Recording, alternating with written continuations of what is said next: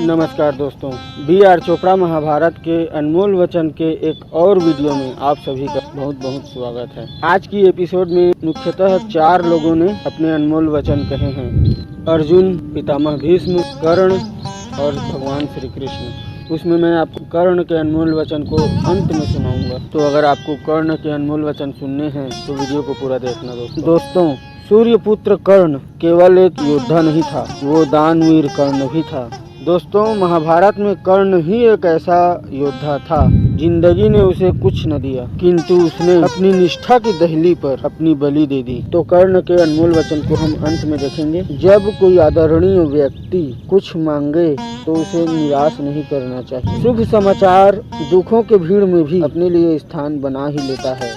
श्रेष्ठ व्यक्ति को ग्लानि में डूबना शोभा नहीं देता। इन हीन विचारों के दलदल से निकलो और इधर उधर देखना भी बंद करो। अपने को व्यर्थ प्रश्नों के मरुस्थल में न भटकने दो और अपनी आंखें अपने लक्ष्य पर जमाए रहो। और ये समझ लो कि तुम्हारे लक्ष्य और तुम्हारे बीच पृथ्वी और आकाश के अतिरिक्त और कुछ है ही नहीं। अपना ध्यान कल की ओर न जाने देना, क्योंकि कल तो बीत चुका है और आज सामने खड़ा है। सत्य और असत्य के महायुद्ध में जो निष्पक्ष हो वो असत्य के पक्ष में असत्य के साथियों में गिना जाएगा।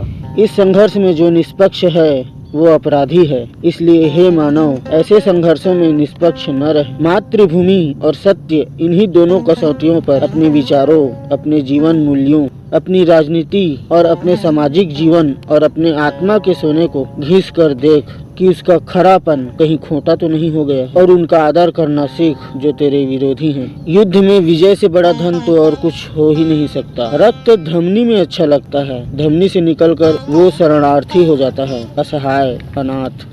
अधिक प्रेम भी दृष्टि को धुंधला कर देती है। धर्म युद्ध में कोई किसी का भाई नहीं होता। ऐसे युद्ध में केवल 2 प्रकार के लोग होते हैं, एक वो जो मातृभूमि के हित में होते हैं और एक वो जो मातृभूमि के हित में नहीं होते। युद्ध में यदि जीतना हो तो डरना सीखो, क्योंकि भय ही योद्धा को चौकन्ना रखता है, और रणभूमि में जो योद्धा चौकन्ना नहीं रहेगा उसके भाग्य में विजय श्री तो आ ही नहीं सकती। माँ के समक्ष कैसी लज्जा। कोख उजड़ने की पीड़ा जन्म पीड़ा से भी कहीं अधिक होती है। दोस्तों, अब कर्ण के अनमोल वचन को शुरू करते हैं।